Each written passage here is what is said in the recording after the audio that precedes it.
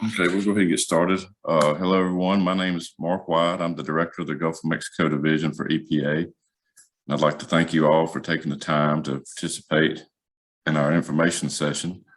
I'd also like to thank our staff for putting this together. They've done an outstanding job, as usual, putting this together for y'all to review. I'd also like to say we're very excited about this. This is our first time to do an information session like this. And we're also excited about this funding opportunity specifically for the historic underserved farmer-to-farmer grants program. And so without further ado, I'm going to hand it over to Diane Reese to get us started. Thank you, Mark. Hi, I'm Diane Reese, a physical scientist and one of the project officers for the Gulf of Mexico Division. From here forward, I will refer to the Gulf of Mexico Historically Underserved Farmer-to-Farmer Grants Program request for applications as only the RFA.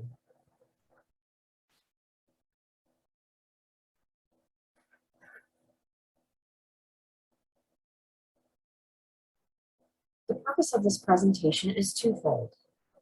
First, it is to assist petition recipients to develop the best application that they can.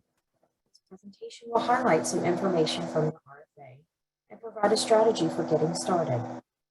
This presentation should not be used in place of reading or following instructions in the RFA, as this is not meant to be an all-encompassing presentation and only outlines portions of the RFA. The second purpose is to provide an opportunity for potential applicants to ask questions about the RFA in real time. There is a chat box and a Q&A box. Please use the chat box for technical questions for Zoom only. Use the Q&A box for all other questions. Please note that the audience will be muted throughout the presentation. Rachel Hogue, Funding Opportunity Lead for the Gulf of Mexico Division, will be answering questions as they appear. The type of questions Rachel can and cannot answer are listed here.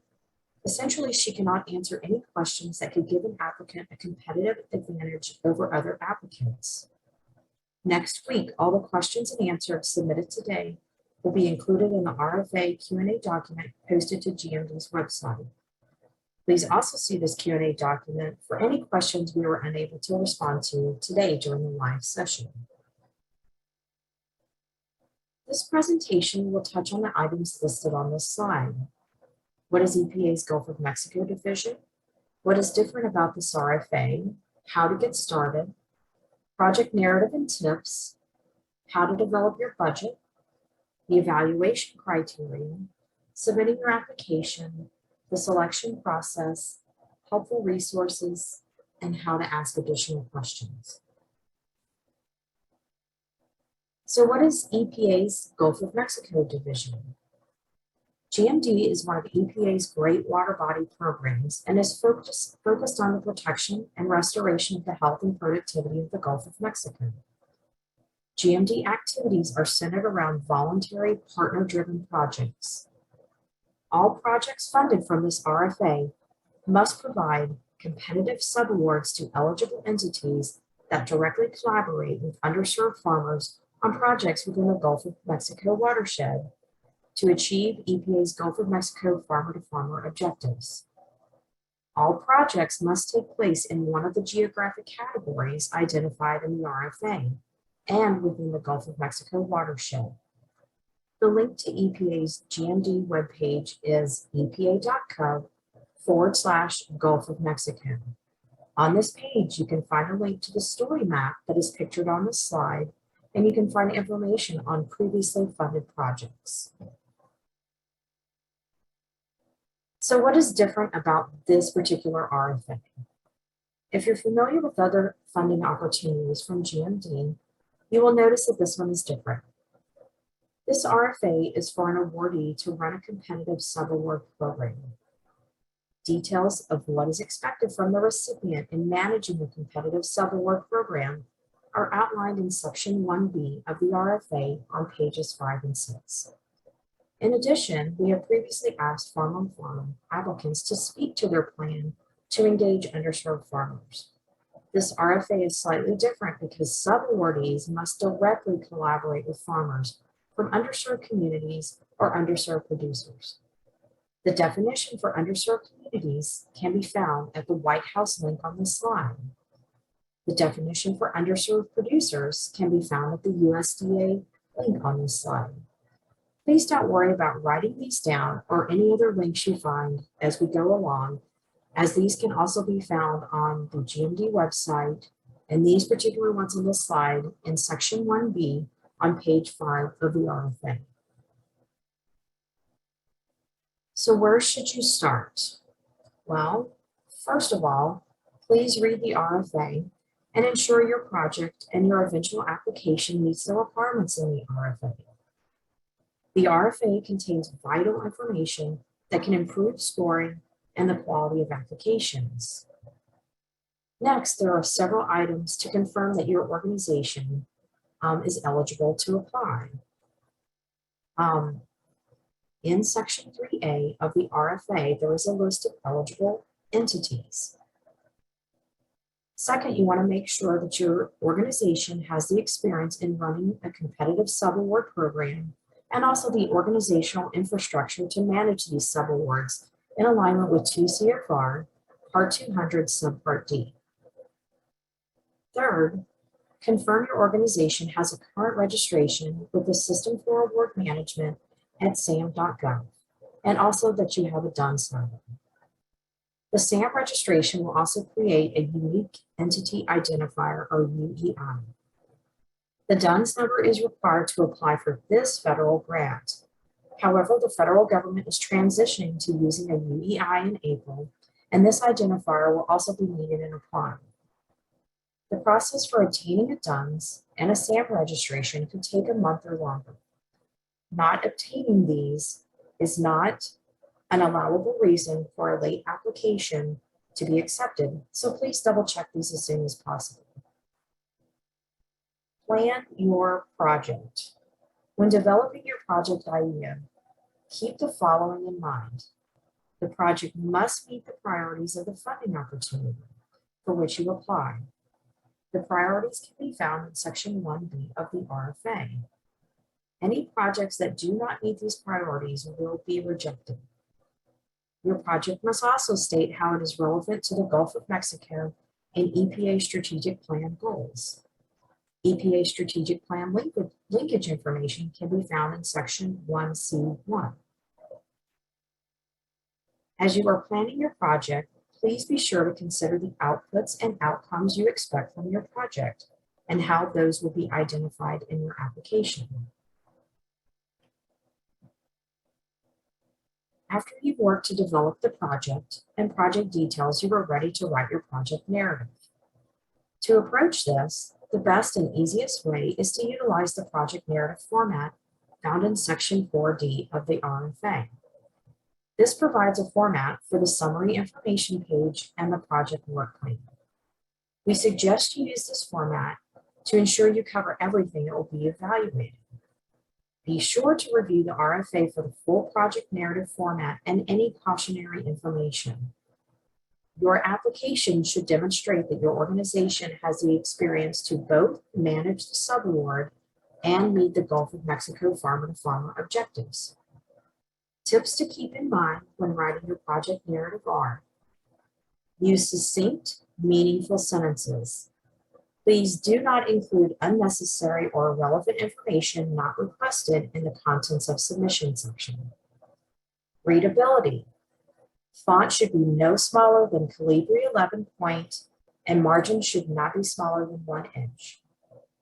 The project narrative should be a maximum of 12 pages. This includes 1 page for summary information and a project work plan of up to 11 pages. Please note any excess pages will not be reviewed.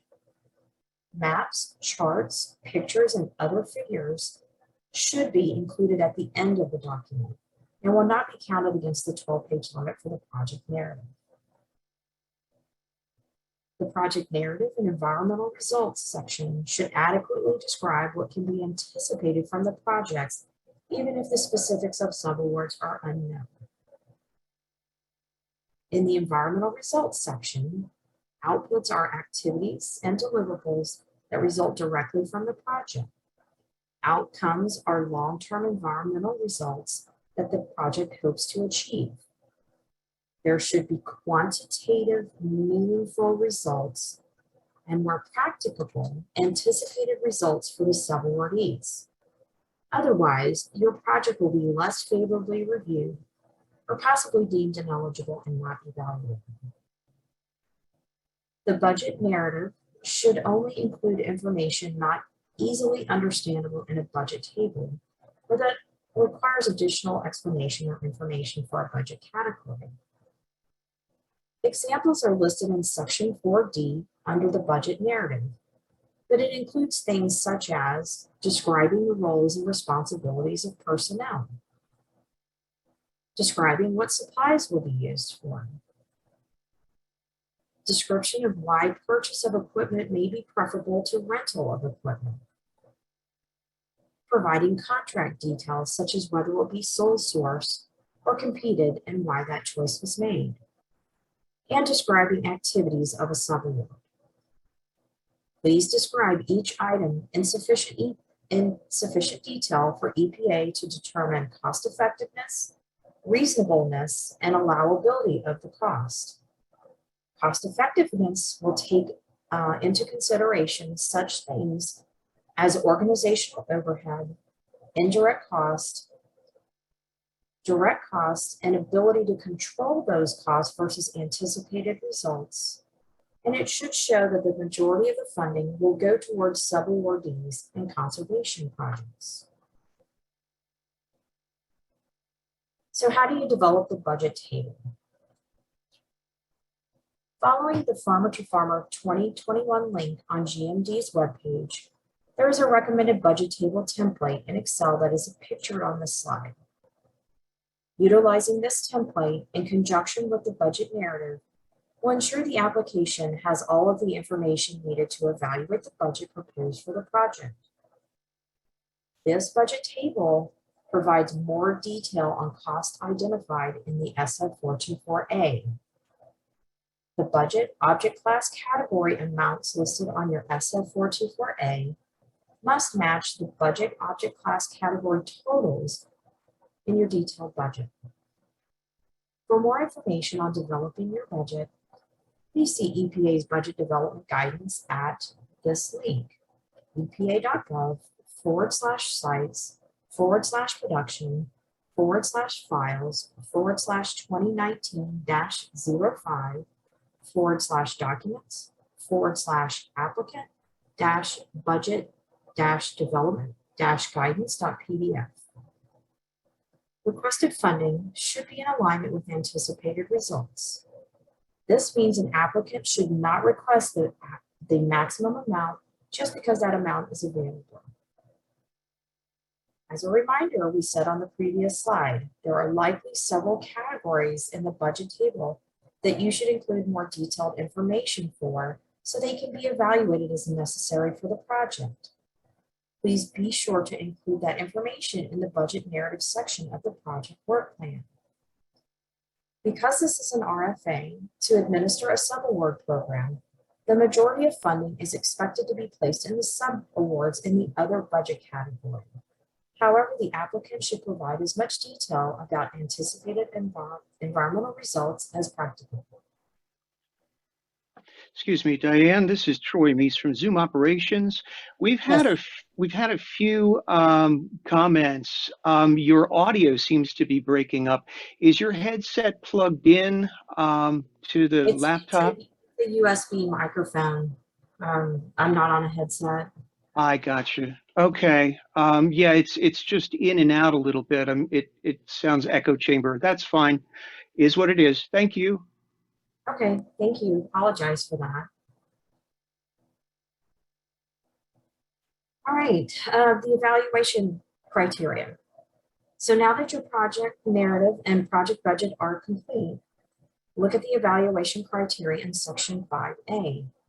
For each evaluation criteria, compare your project narrative and project budget to the corresponding section.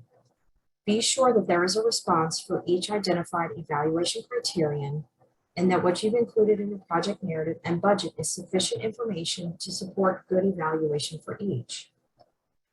Under the past performance section, If your organization has never received a grant or an assistance agreement, please state that to receive half points.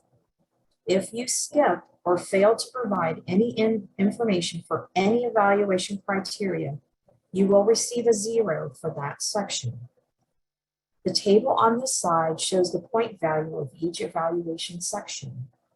I'm going to say this again. It is very important that you read the evaluation criteria identified in section 5A and provide sufficient detail in the narrative and budget for every item so it can be evaluated.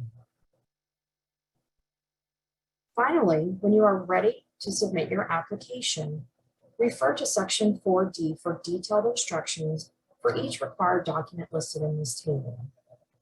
These documents are the SF 424 Application for Federal Assistance, the SF 424A for Budget Information, EPA 5700-54 Key Contacts, EPA 4700-4, which is the Pre-Award Compliance Review Form, the project narrative, which includes things such as the summary page, the work plan, detailed budget narrative, and any maps, charts, and figures if needed. This also must include a budget table. You must have resumes or CVs of principal investigators, a negotiated indirect cost rate agreement, and letters of support from partners of the project. The exception to this list is a negotiated indirect cost rate agreement, which should only be included if you have a federally negotiated indirect cost rate. If you are not requesting indirect cost or are requesting the 10% federal de minimis, you will not have to submit this document for number 8. So what is the selection process after you've applied? As stated in the RFA, proposals are due February 4th. EPA first conducts a threshold eligibility review where each project is evaluated to make sure it's eligible.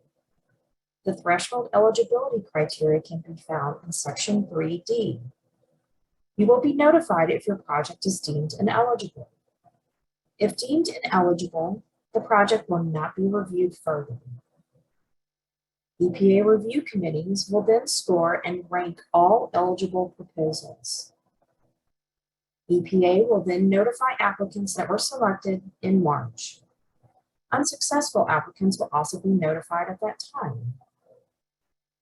Successful applicants are then expected to submit a full funding package to EPA's GMD office in March. After internal review, it will be submitted to the regional office for additional review and final award. Grant awards are expected late May, early June this year, and then projects may begin afterwards. On this slide, you will find 2 links to additional helpful resources. The first is to GMD's Underserved Farmer-to-Farmer Grants RFA website. Here you can find the RFA itself, the Q&As, this video presentation, and the common errors to avoid document. The second link is to EPA's grant webpage, which is simply epa.gov/grants. This webpage provides additional resources for EPA grant applicants and recipients, including multiple trainings.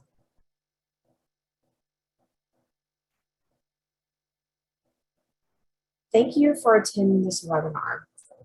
GMD hopes it will be useful as you begin planning your project. Again, all questions answered during this presentation will be included in the RFA Q&A document posted to the website.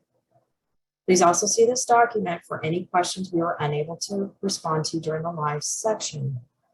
You can also find all of the links that were in this presentation on the website.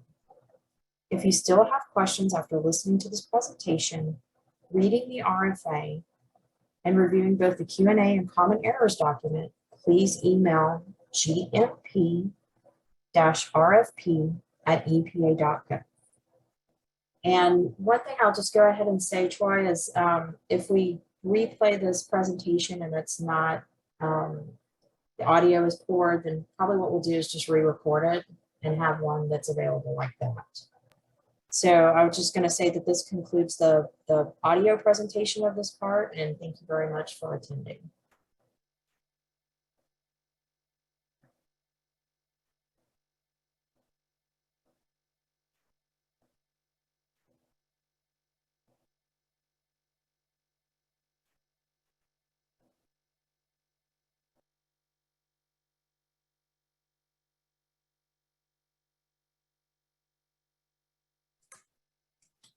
Thank you, Diane. We'll stay up for just a few minutes in case people have questions they want to put in the chat box.